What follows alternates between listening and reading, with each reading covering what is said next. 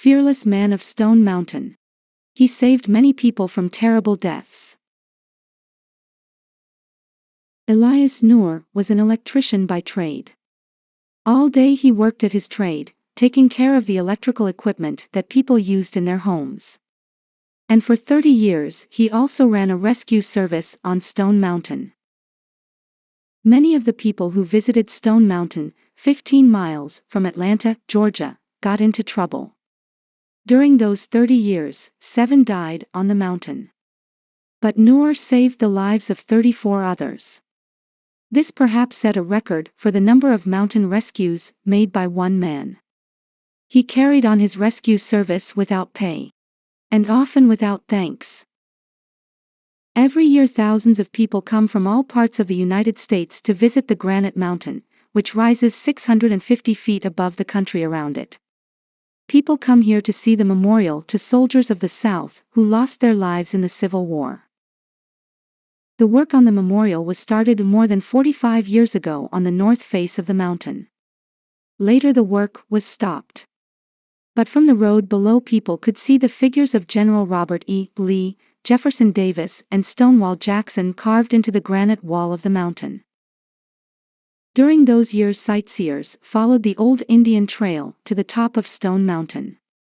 When they tried to go down to the memorial on the north face, they learned that the slope on that side was dangerous. About 150 feet below the top of the mountain, the slope on the north face became so steep that the sightseer would find he could not reach the memorial. When he tried to walk back up the steep granite slope, he slid farther down.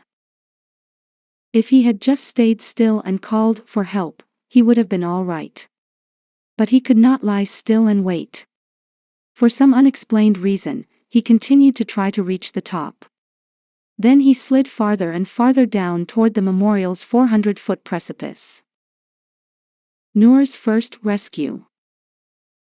Elias Nour made his first rescue when he was 13 years old.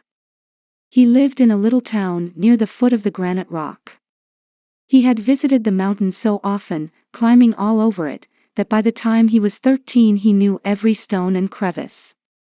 He taught other boys how to hold a rope for him while he climbed down the steep slope to the memorial. One day a woman ran into his father's shop with the news that a man was in danger on the mountain. Noor took up his rope, collected several of his friends, and went off to the top of the mountain as fast as he could go. Several hundred feet down, a man lay with his feet braced in a little crevice that had stopped his slide. Quickly Noor showed the boys where to hold the rope. Then he began to climb down the slope, bracing himself against the rope. When he reached the man, he tied the rope around the man's body and then around his own. When he called out that he was ready, the boys above pulled on the rope. Slowly, he and the man were brought to the top of the mountain. Always ready.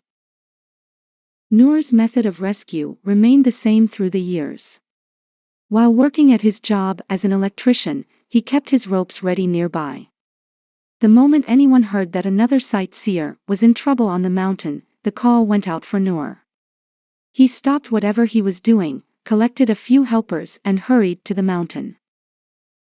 Once, in order to make his rescue before night closed in, Noor had to use 120 feet of rope so old that it was dangerously weak. A young man and his wife had thought that a mark made by heavy rains was a trail to the memorial.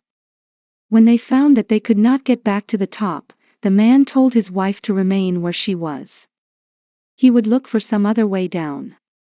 People on the road below heard her cries for help and were able to pull her to safety. When Noor arrived, the man was dangerously close to the memorial precipice.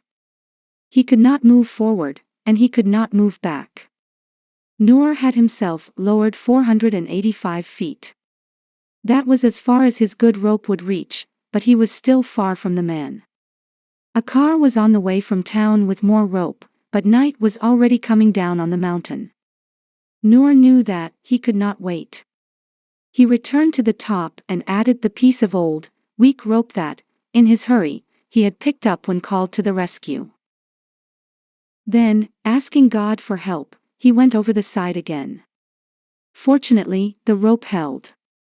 In 30 years, few people thanked Noor for saving them.